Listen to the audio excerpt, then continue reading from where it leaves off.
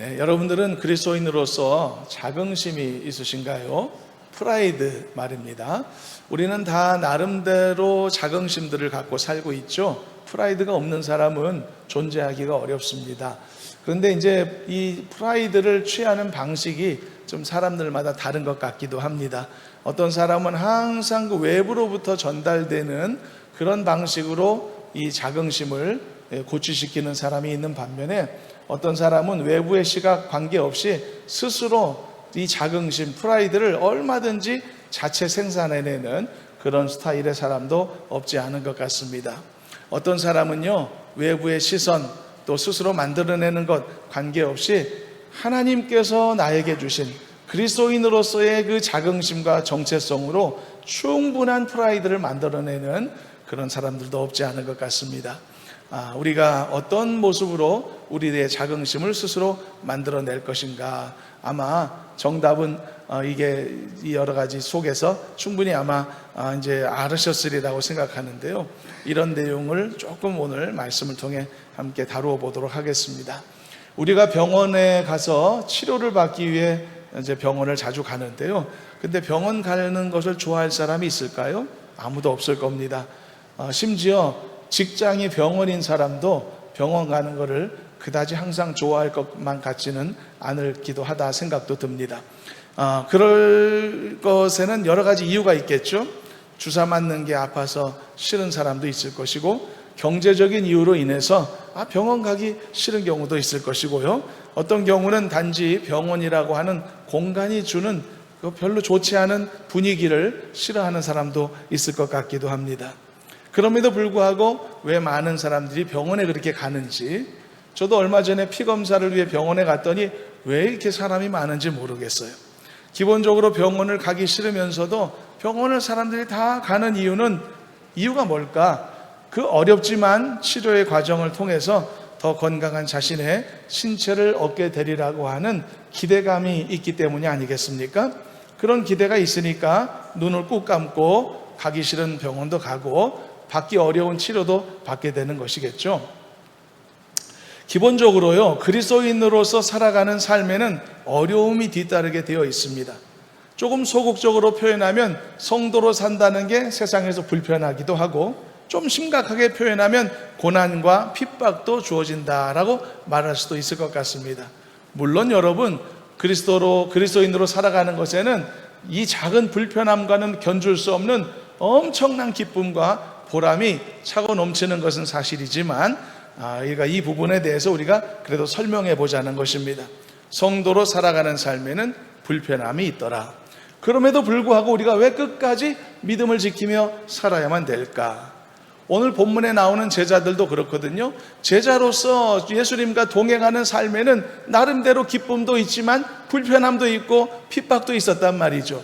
게다가 오늘 본문의 말씀은 제자들이 전도자가 되어서 세상으로 파송되는 상황인데, 그때는 너무 불편하고 힘든 일들이 눈앞에 펼쳐질 거란 말이죠. 그런데도 왜 제자들은 예수님께 붙어 있었을까요? 그 과정을 통해 하나님이 주시는 엄청난 위로와 기쁨이 있기 때문이고, 그리고 그 모든 일들을 통해서도 하나님께서는 놀랍게 그 섭리 안에 역사하심이 있기 때문인 것이겠죠. 제자들에게도 기쁨이 있고 보람이 있고 상급이 있는 겁니다. 우리도 성도로서 살아가는 삶에 기쁨이 있고 보람이 있고 상급이 있는 줄로 믿습니다. 그래서 어렵지만 믿음의 길을 걸어가는 것이고, 불편하지만 그래도 기쁜 마음으로 성도의 삶을 감사히 감당하고 있는 것이 아니겠습니까? 이 관련된 말씀을 오늘 잠시 보려고 합니다. 참된 그리스도인으로 사는 삶이 어렵기도 하고 때로는 고달프기도 하지만 왜 기꺼이 감당하는가?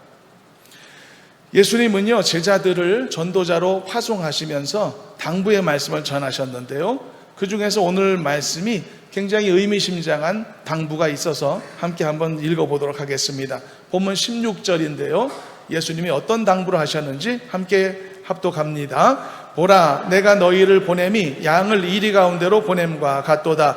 그러므로 너희는 뱀같이 지혜롭고 비둘기같이 순결하라. 좀 유명한 말씀이죠. 많이 들어봤던. 일단 예수님이 이렇게 말씀하실 수밖에 없었던 배경이 무엇일까를 조금 짚어보겠습니다.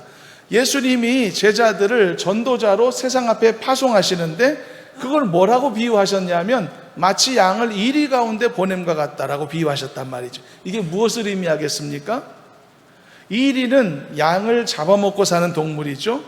양은 반면에 공격성도 없고 온순한 짐승으로서 이리의 먹이가 되는 존재란 말이죠. 그렇기 때문에 양으로서는 이리를 만나지 않는 게 가장 좋은 선택이겠죠. 이건 무조건 이것이죠. 양이 만일 이리와 맞닥뜨린다면 이것은 죽음과도 같은 것이니까. 그렇지만 어쩔 수 없이 양이 혹시 이리를 만나게 된다면 주랭랑 치는 것밖에 방법이 없습니다. 상대할 수 있는 상대가 아니니까. 더군다나 본문의 내용을 정확히 보시면 양은 단수로 표현되어 있고요, 이리는 이리대로 복수로 포함되어 있단 말이죠. 그럼 더 심각하죠. 만일 어떤 양 한 마리가 이리대 한가운데 놓여졌다 생각해 보십시오. 이건 죽음이나 다름없는 거죠. 그런데 예수님은 제자들이 복음을 들고 세상을 향해 가는 게 이런 상황과 같다라고 얘기하셨으니 이거 얼마나 위험한 일이면 이렇게까지 표현하셨을까? 그런데 여러분, 오늘 우리가 이 말씀을 보면서 우리의 삶에 좀 적용하도록 하기 위해서 좀 말씀을 조금 폭을 넓혔으면 좋겠습니다. 이 본문 말씀은 기본적으로는 예수님이 전도하러 가는 제자들에게 하셨던 말씀이지만 진짜 그 상황에서만 적용될 수 있을까요? 제자들이 전도 마치고 돌아오면 이 말씀에 해당 안 될까요? 오늘날 우리에게는 전도하러 노방전도 안 나가는 저희들에게는 해당 안 될까요? 그렇지 않다는 것입니다. 이 말씀은요, 1차적으로 전도를 위해 나서는 제자들을 위한 당부지만 오늘날 우리는 좀 더 풍성하게 이 말씀에 적용을 하기 위해 이 적용의 상황을 좀 크게 확대할 필요가 있을 것입니다. 예수님을 믿고 영접해서 하나님의 자녀가 된 사람들이라면요, 그들은 모두 그들이 속한 세상과 환경 속에서 그리스도인이라는 정체성을 갖게 되어 있습니다. 직장에서도요, 나는 그리스도인이다라고 하는 인식이 주어져 있을 것이고요, 학교에서든지 모임에서든지 어디에서든지 간에 나는 내가 그것을 강하게 의도하든 의도하지 않든지 간에 나는 내가 속해 있는 그곳에서 그리스도인이다라고 하는 일정한 대표성을 반드시 부여받게 되어 있다는 것입니다. 이건 모든 성도들에게 해당되는 것입니다.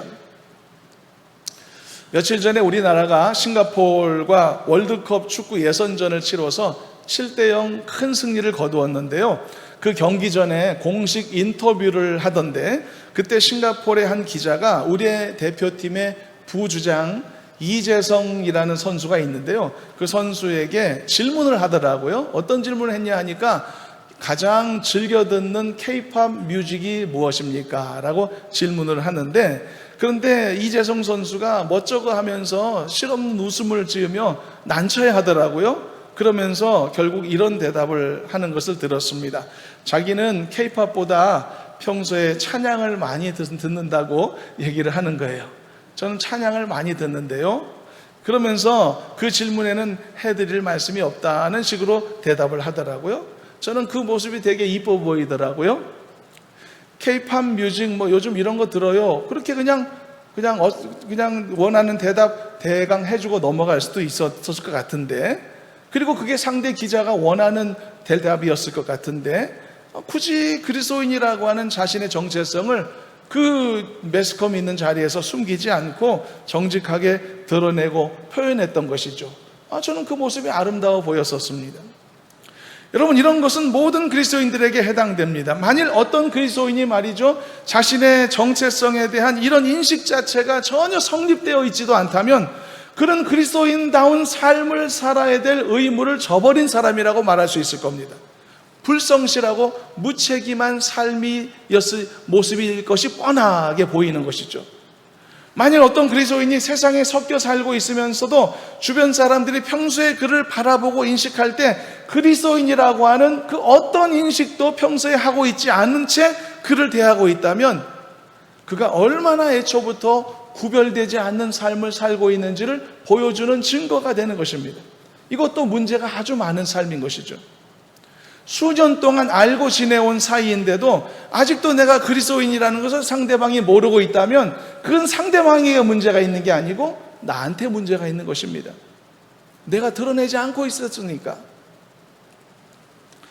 물론 여러분, 세상에서는요, 자신의 정체성을 어느 정도 감추는 이런 태도가 사교성도 좋게 느껴지고 누구와도 잘 지내게 되고 성격도 좋은 것으로 인식되어서 환영받는 모습이 없지 않을 겁니다. 그리스도인으로서 자신의 정체성을 확고하게 지켜야 된 하나님의 자녀들로서는 그렇지만 이건 바람직한 모습이 아닌 것이죠. 그래서 오늘 우리는 이 예수님의 말씀을 조금 더 넓게 적용해서 우리가 복음을 전하는 행위에 있을 때뿐만이 아니라 그리스도인으로서 믿음을 지키며 살아가는 우리의 일상의 삶의 시간들 안에서도 역시 우리에게 주어진 영적인 도전의 삶이 있기에, 그래서 우리도 이 말씀을 평상시에도 적용할 수 있는 말씀으로 받았으면 좋겠습니다. 그러므로 이제 우리 모두는 이 말씀이 우리 나에게 다 적용될 수 있는 말씀이다라는 것을 인정하실 수 있을 것으로 기대하면서 이제 이 말씀을 받도록 하겠습니다. 그런데 이 말씀을 받고자 하니까 다 좋은데 문제가 생기는 겁니다. 내가 그리스도인이라는 정체성을 포기하고 세상에서 살고자 하면 나는 어떤 위험이나 불편함을 겪지 않아도 될 것인데, 내가 그리스도인의 정체성을 놓치지 않기로 결심하고 강하게 붙잡고자 할수록 나는 이 세상에서 더 많은 도전과 위험을 만나게 되더라는 거죠. 막말로 말이죠, 제자들이 예수님 명령받아 전도자로 세상에 파송되지 않았으면 이런 위험을 처음부터 만날 일이 없었을 것이라는 이야기입니다. 우리가 우리의 삶의 현장에서 믿음을 주저하지 않고 드러내려고 하지 않는다고 하면, 나의 믿음의 소신을 지키고자 하는 시도 자체를 내가 안 하려고 한다면 나도 사람들에게 환영받을 존재가 될지언정 배척당할 일은 없을 것이란 말이죠. 그렇지만 상황이 이러게 아니라는 겁니다. 제자들은 예수님의 명령 따라 전도자로서 세상에 나가야 되는 것이고, 오늘날 우리 같은 그리스도인들도 역시 그리스도인의 정체성을 지켜야만 되고, 그러면서 세상 속에서 섞여 살아야만 하는 의무가 있단 말입니다. 그래서 이것이 결코 만만치 않은 일이다라고 말씀을 하는 것이죠. 마치 예수님의 비유처럼 양 한 마리가 이리떼들 가운데로 던져진 것 같은 그런 위태로움도 있을 수 있는 상황이라는 것이죠. 여기에서 문제의식이 있는 겁니다. 우리의 신앙에 도전이 있는 것이고요. 그렇다면 왜 이래야 되는 것일까요? 다른 방법은 없을까요? 그리스도인의 정체성을 지켜내면서도 세상의 공격을 받지 않는 이런 멋진 방법은 혹시 없을까요? 만약 그런 방법이 있었다면 예수님이 먼저 제자들에게 알려주셨을 것 같습니다. 예를 들어서요, 우리가 단순하게 생각하는 이런 방법이 있지 않습니까? 제자들이 굳이 짝지어서 전국 방방곡곡으로 전도를 위해 다니지 않더라도 예를 들어 수많은 사람들이 일시에 볼 수 있도록 엄청난 표적과 기사를 하나님이 내려주신다든지, 그래서 모든 자들이 하나님을 거부할 수 없도록 압도적으로 만들어주셔서 복음 앞에 모든 사람들이 굴복되게 만드신다든지, 이런 멋진 방법도 있지 않을까요?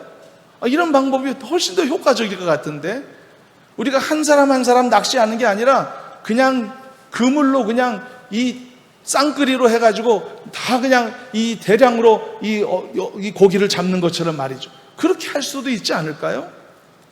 그렇게만 된다면 제자들이 일일이 한 사람 한 사람 동네 찾아다니면서 사람들을 만나면서 이런 위태로운 상황을 겪지 않아도 될 것이란 말이죠. 마치 옛날에 이스라엘 백성들이 출애굽하던 시기에 하나님이 10가지 재앙을 부어주셨던 것처럼 애굽 땅에 그런 식으로 하나님이 역사하셨을 때 결국은 고집스러운 바로 왕조차도 그 하나님 앞에 꺾이고 굴복당했던 것처럼 말이죠. 그런 식으로 하나님이 이 세상에서 오늘도 일하신다면 어느 누가 감히 복음을 전하는 전도자들을 괄시하겠습니까? 깔볼 수 있겠습니까? 누가 그리스도인들을 얕잡아 보겠냐는 말이죠. 아무도 못할 겁니다. 무서워서라도 대들지 못할 거란 말이죠. 그래서 오히려 더 많은 사람들이 더 효과적으로 하나님 앞에 나와 굴복할 것이고 훨씬 더 전도의 효과도 볼 수 있을 것이란 말이죠. 이러면 더 좋을 것 같은데, 제가 군대 시절에 저의 부대 사령관이 별세계 중장이었거든요. 그런데 이분이 독실한 기독교 신자로서 우리 부대에 이제 오게 됐어요. 그랬더니 그 시기에 말이죠, 주일날이 되면 우리 부대교회가 굉장히 컸거든요. 주일날이 되면 교회가 문전성시를 이루는 것입니다. 11개 참모장도 와 있죠.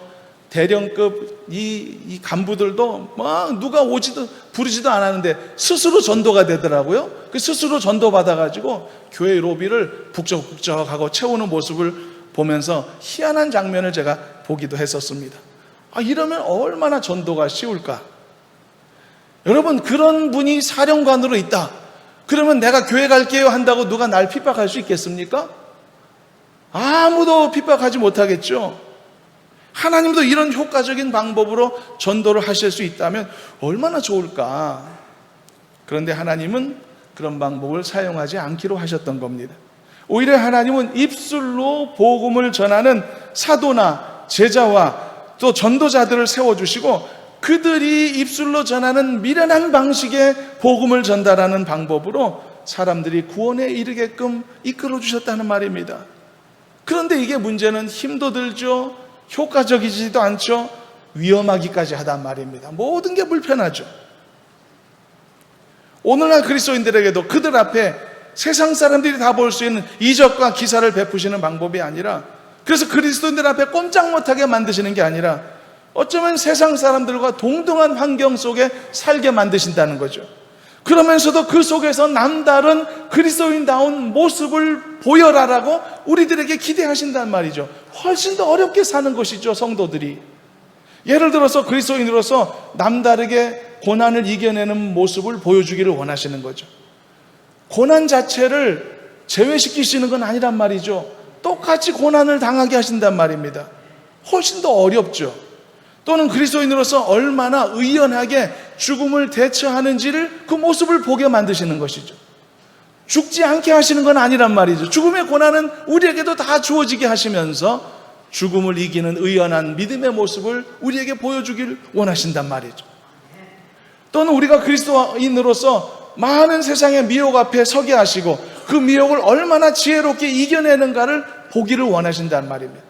미혹을 제외시키시는 건 아니죠. 미혹 앞에 서게 만드시는 것이죠.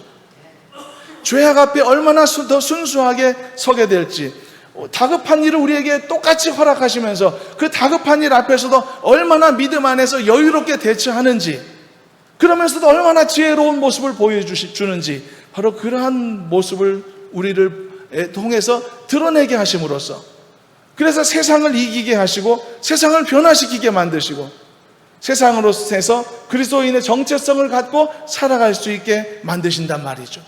그리고 이런 나를 통해서 하나님이 영광 받기를 원하시는 그런 마음으로 우리를 이끄신다는 것입니다.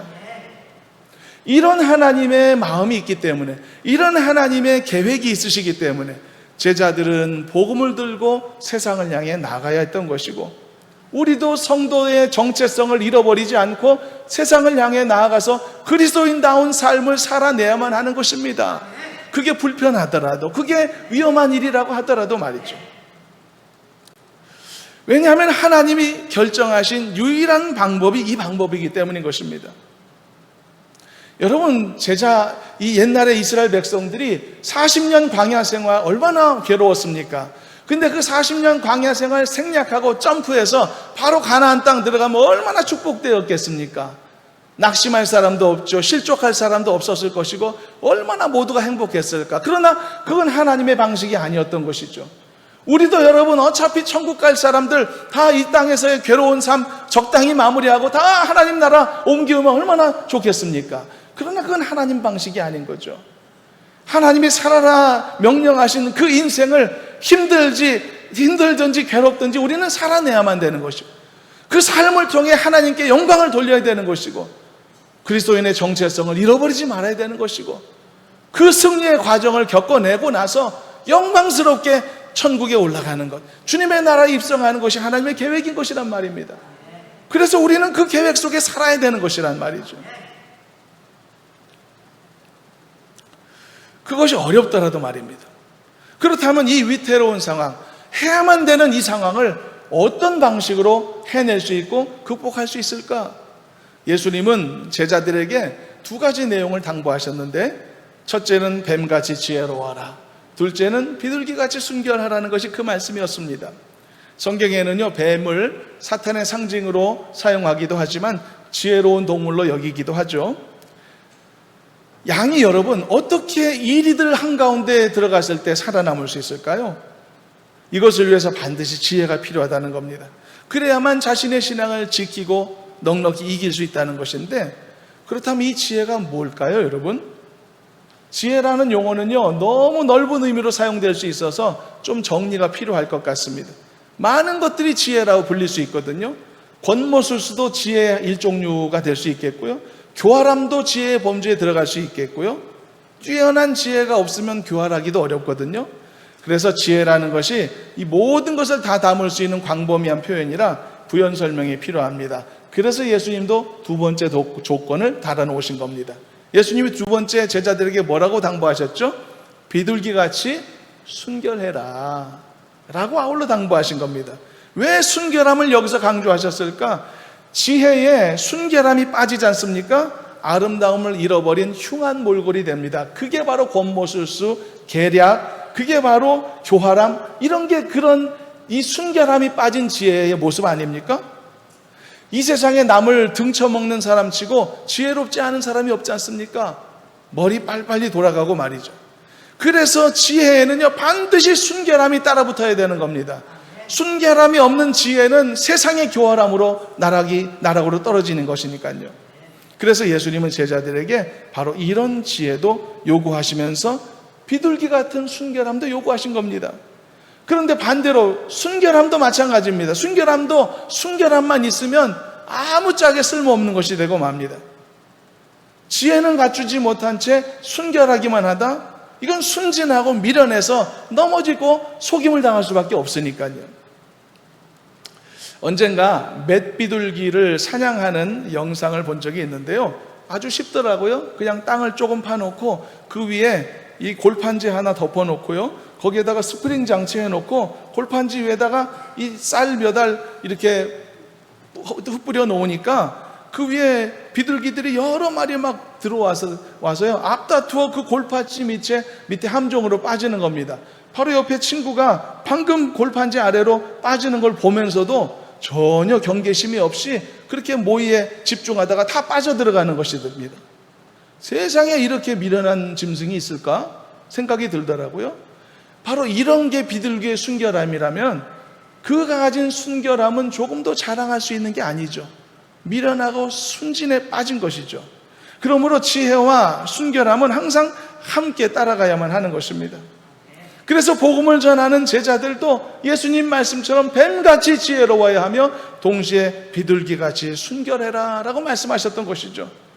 그래야만 이 이리떼들이 득실거리는 세상에서 효과적으로 복음을 전할 수 있으리라는 것이고, 오늘 우리들에게는 이 택함을 입은 자들을 넘어뜨리려고 하는 모든 사탄의 그 악한 괴계가 넘치는 이 세상 속에서 얼마든지 넉넉히 자신의 신앙의 정체성을 지키며 살아갈 수가 있다는 것입니다. 사랑하는 여러분, 이 두 가지의 균형을 갖춘 성도들이 되기를 주님의 이름으로 축복합니다. 지혜로운 성도가 되시기를 바랍니다. 아울러 순결한 성도가 되시기를 축복합니다. 여러분들이 진리의 말씀 안에서 이렇게 지혜롭고 이렇게 동시에 순결하다면 얼마든지 여러분들도 천국 복음을 전하는 전도자가 될 수도 있을 뿐만 아니라 이 험한 세상에서 모든 영적인 도전들을 잘 이겨내서 그리스도인다운 모습으로 이 세상에 강하게 설 수 있는 승리자들이 다 될 줄로 믿습니다. 이런 승리자들이 되기를 주님의 이름으로 축원합니다. 그렇다면 이런 지혜와 순결함을 갖추면 이제 고난은 없어져도 되는 걸까요? 이런 도전이나 어려움들이 다 사라질까요? 그런데 그렇지 않습니다. 예수님이 이미 말씀에서 이미 다 알려놓으셨습니다. 우리가 뱀같이 또는 비둘기같이 순진하고 지혜롭다라고 할지라도 고난과 핍박은 불가피하다. 이게 우리 삶의 현실입니다. 예수님께서도 그렇게 말씀하셨습니다. 그러면 이 순결함과 지혜로움이 무슨 소용이 있을까요? 나에게 주어져야 되는 이 고난을 피하지 못한다면? 그런데 여기에는 매우 놀라운 하나님의 섭리가 있습니다. 한마디로 말하면요, 하나님은 하나님의 자녀들이 받는 모든 고난조차도 복음의 확산을 위해 하나님의 뜻을 이루는 것을 위해 선하게 사용하시는 섭리를 작동시키기 때문인 것입니다. 17절을 보십시오. 예수님은 제자들을 잡아 옥에 가두고 매질하게 될 악한 자들이 있는데 그들을 경계하라고 말씀하셨습니다. 그 사실을 감추지 않으셨죠. 한번 읽어보겠습니다. 17절 본문 읽어봅니다. 사람들을 삼가라. 그들이 너희를 공회에 넘겨주겠고 그들의 회당에서 채찍질하리라. 아예 기정사실처럼 말씀해주고 계시죠. 이뿐 아니라 18절 말씀을 보시면 나중에 총독과 임금들 앞에 서게 되는 그 두려운 상황도 맞이하게 되리라고 아예 기정사실처럼 알려주시죠. 18절도 상반절까지만 읽어보시도록 합니다. 읽어봅니다. 또 너희가 나로 말미암아 총독들과 임금들 앞에 끌려가리니. 만나러 가는 게 아닙니다. 끌려가는 겁니다. 이건 신문당하는 것이죠. 두려운 상황 앞에 선다는 뜻이죠. 이렇게 복음을 전하다 갖은 핍박을 당하고 온갖 고난을 여전히 당하는 것이라면 지혜롭고 순결함이 무슨 소용이 있겠으며, 그런 사람들을 삼가 조심하라고 예수님이 말씀하시는데 조심한들 무슨 유익이 있겠냔 말이죠. 그렇지 않습니까? 만일 제자들이 핍박당하고 매질당하는 상황이 진정 예수님에게 안타까운 일이었다면, 그렇게 되지 않기를 바라셨다면 예수님은 그런 고난의 순간들을 멋지게 피할 수 있는 더 확실한 방법을 가르쳐 주셔야 했던 것이란 말이죠. 그런데 예수님은 경계하라, 조심하라 당부는 하시면서도 그런 핍박은 면할 수 없다, 이렇게 말씀하신단 말이죠. 그러면 왜 제자들은 핍박을 면할 수 없는 것일까? 왜 그리스도인으로 살아가는 성도들은 이 세상에서 때로는 오해도 당하고 그 불편함 속에 있어야만 되는 것일까? 그 이유는 앞에 정답을 이미 말씀했던 것처럼 하나님은 전도자들 또는 성도들이 당하는 어려움이나 핍박을 통해서조차도 복음의 확산을 이루실 수 있고 하나님의 계획을 펼치시는 섭리를 작동하실 수 있기 때문인 것이죠. 심지어 전도자들의 핍박이 오히려 가장 효과적이고 놀라운 전도의 불꽃이 되도록 이끄시기도 하시는 하나님이시기 때문인 것이죠. 이런 하나님의 섭리가 잘 설명되어 있는 것이 18절의 후반절입니다. 이번에는 18절 전체를 함께 다시 한번 읽어봅니다. 합독합니다. 또 너희가 나로 말미암아 총독들과 임금들 앞에 끌려가리니 이는 그들과 이방인들에게 증거가 되게 하려 하심이라. 이유가 설명되어 있는 것이죠. 세상의 높은 권세자들에게 제자들이 끌려갔을 때 그걸 통해 하나님이 무엇을 계획하시는지를 알려주셨던 것입니다. 실제로 이런 일들은요, 복음의 확산이 이루어지는 모든 복음의 역사에서 무수히 있어왔던 사례들이기도 하죠. 사도 바울 같은 사람, 죄수의 신분으로 로마에 끌려가죠. 그곳에서 권력자들과 그곳에 유력한 이방인들을 만나죠. 거기에서 천국 복음이 선포되고 증거되었지 않습니까? 실제로 바울의 로마행은 로마의 복음이 이후에 확산되는 계기가 되었고, 오히려 전 유럽에 복음이 퍼지는 엄청난 역사의 출발점이 되었다는 것이, 그것이 역사의 평가가 아닙니까? 우리나라에 와서 순교하신 토마스 선교사님 같은 분도 너무 빨리 젊은 나이에 순교하셨지만, 그러나 그 포부를 펼치지도 못했던 것처럼 보이지만 그 비참한 고난과 순교를 통해 성경책이 우리나라에 전달되었고, 그것을 통해 놀라운 구원의 역사가 불길같이 타올랐던 것 아닙니까? 이 외에도 하나님께서 복음의 확산을 위해 성도들의 어려움과 또 고난을 사용하셨던 이런 특별한 섭리는 정말 셀 수 없이 많은 것이죠. 바로 이런 하나님의 계획이 얼마든지 가능하기 때문에 예수님께서는 제자들에게도 그들의 앞길에 핍박과 어려움이 기다리고 있음을 아셨음에도, 그래서 한편으로는 조심해라, 지혜로워라, 순결해라 당부하시면서도 한편으로는 그 길을 걸어가는 것을 막지 않으셨던 것입니다. 가야 된다, 감당해야 된다라고 말씀하셨던 것입니다. 이것이 오늘날 우리들에게도 주님이 권면하시는 말씀인 것입니다. 그리스도인으로서의 정체성을 지켜야 되는 것이죠. 믿음으로 살아내야만 하는 것이죠. 그 일이 불편하고 때로는 어려운 일이 혹시 있다라고 할지라도, 어려움이 있더라도 해내야만 하는 것이고, 거쳐가야만 되는 것이고, 넘어가야만 되는 것입니다. 백성들이 광야를 지나지 않으면 가나안 땅에 갈 수 없었던 것처럼 우리들에게도 성도로서의 이 땅의 삶이 반드시 있어야 되는 것이란 말입니다. 요즘도 사람들 앞에서 자신의 신앙을 드러내는 이런 쉽사리 공격의 대상이 되기도 하고 질타의 대상이 되기도 쉬운 면이 없지 않습니다. 이것이 과거 오늘 말씀의 제자들처럼 이 죽음을 이렇게 걱정할 것 같은 그러한 극도의 고난은 아니지만은 충분히 불편하고 힘든 일이 생겨날 수가 있단 말이죠. 그럼에도 불구하고 예수님은 모든 성도들을 향해서도 이 어려움이 주어질 수 있는 이 세상을 향해 복음을 들고 나가라, 그리스도인의 정체성을 잃어버리지 말고 믿음으로 나가라, 이렇게 주문하고 계신단 말입니다. 힘든 줄 모르시는 게 아닙니다. 불편한 줄 모르시는 것도 아니죠. 그래서 격려하시는 거죠. 그래서 위로하시는 것이고요. 그러나 그 과정 속에서 우리는 자랑스럽게 믿음을 지켜낼 뿐 아니라 우리의 믿음의 소중함과 강력함을 우리 스스로도 삶을 통해 재확인할 수가 있게 되고, 그 과정에서 또한 우리의 삶을 통해, 우리 성도의 모습을 통해 잃어버린 영혼들을 찾아내시는 하나님의 역사가 이루어질 수도 있는 것이고, 모든 하나님의 선한 계획이 이루어지게 된 것이라는 말이죠. 그래서 우리 모두는 반드시 삶에서 믿음을 지켜내야만 하는 것입니다. 도전이 있더라도 복음을 전하는 일을 멈추지 말아야 하고, 이것이 하나님이 기뻐하시는 일이니까요. 사랑하는 여러분, 자랑스러운 그리스도인 되시기를 축복합니다. 그리고 스스로도 자랑스러움을 충분히 느낄 수 있는 그런 그리스도인들이 되시기를 주님의 이름으로 축원합니다. 신앙의 자존감이 높은 사람들이 되시기를 바랍니다. 누가 뭐래도 성도로서의 자부심을 가지고 그 자부심이 흔들리지 않는 단단한 믿음의 사람들이 되시기를 바랍니다. 그럴 때 하나님께서 그 든든히 서 있는 여러분들의 삶을 사용하실 겁니다. 아름답게 사용하실 것입니다. 오래전에, 아주 오래전 일입니다. 어떤 분들과 대화하던 중에 같은 자리에서 같은 주제에 대해 전혀 다른 이야기를 들었던 경험이 있었는데요. 한 분은 자신이 군대 생활하던 중에 믿음을 지키기 위해서 선임병들이 권하는 술을 끝까지 거절했던 이야기를 했습니다. 그 일로 인해서 미움도 사고 괴로운 일도 많았지만 그래도 나중에는 사람들이 자신을 인정해 주었다라고 하는 그런 은혜로운 이야기였고요. 그런데 또 한 분은 바로 그 자리에서 전혀 다른 이야기를 했습니다. 그분은 자신은 자기의 직장에서 직원들과 회식을 할 때 보란듯이 먼저 술을 앞장서 마신다고 하는 거예요.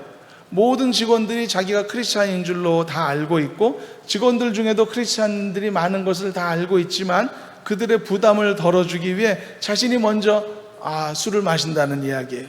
그리고서는 직원들에게도 자유롭게 하라고 이야기한다는 겁니다. 심지어 그분이 이런 말까지 했습니다. 자신의 믿음을 지키기 위해 이 권하는 술을 거절하는 직원들도 있는데 그 직원들에 대해서는 야단을 친다는 거예요. 안 그래도 되는데 유난 떤다고? 꽤 오래전의 일이기 때문에 제가 그냥 말하는 건데요. 저는 사실 그때 그 말 들었을 때 제 길을 의심했었습니다. 그리스도인이 같은 그리스도인을 이런 식으로 핍박할 수 있구나. 여러분, 어떤 그리스도인들이요, 신앙생활을 하면서도 개인적으로 술을 마시는 것, 그건 옳지 않은 일이죠. 그렇지만 그런 모습을 어느 정도 변화의 과정으로 또는 성장의 과정으로 바라봐 줄 수 있는 면이 없지는 않을 겁니다. 그러나 이 경우는 그것과도 다른 거죠. 자기만 그렇게 하는 게 아니라 타인들에게도 자신의 모습을 강요하는 것이니까 문제가 심각한 것이죠. 그분이 당당하게 담임 목사에게까지 그 이야기를 할 수 있었던 것은 자신의 행동에 아무 문제가 없었다는 것을 스스로 확신하고 있기 때문이 아닐까요? 그렇지만 저는 그렇게 판단했습니다. 그가 느꼈던 그 자랑스러움은 세상 사람들이 주었던 칭송으로 인해 느껴졌던 감정인 것이죠. 야, 우리 사장님 멋지다. 우리 부장님 아주 쿨하다. 교회 다니려면 저렇게 다녀야 되는 것 아닐까? 이런 칭송이 그런 사람들로부터 주어질 수는 있겠죠. 그러나 그것은요, 어려움 속에서도 믿음을 지켜낸 자들에게 하나님이 주시는 그 자랑스러움과 칭송과는 전혀 방향이 다르고 결이 다른 모습이라고 할 수가 있겠죠. 여러분, 반드시 이건 불문율과 같은 것입니다. 제대로 신앙생활을 하고자 할수록 편안함이 아니라 어려움의 세상에서부터 오게 되는 것입니다. 이건 너무나 명백한 현상인 것입니다. 그러나 이런 믿음의 도전을 수행하지 않는다면 그는 어떤 믿음의 열매도 거두지 못하게 되는 것입니다. 교회마다 어떤 분은 20년 신앙생활, 30년 신앙생활 하는 분들도 많죠. 근데 스스로 말하는 분들이 많습니다. 저는 10년, 20년 신앙생활 했는데 목사님 저는 믿음이 자라지 않아요 라고 얘기합니다. 믿음이 자라지 않는 이유가 뭡니까? 이런 도전을 내가 수용하지 않으니까, 이런 도전을 내가 애써서 막아내고 있고 남의 일처럼 생각하고 있으니까 도전이 없는데 어떻게 믿음이 성장합니까? 그저 교회 왔다 갔다 하는 그리스도인으로 살아가고 있는 것이겠죠. 반드시 믿음의 도전을 더 받고자 할 때, 반드시 제대로 신앙생활을 더 잘하고자 하는 마음을 가질 때 어려움이 있고 장애물이 있기 마련이라는 것입니다.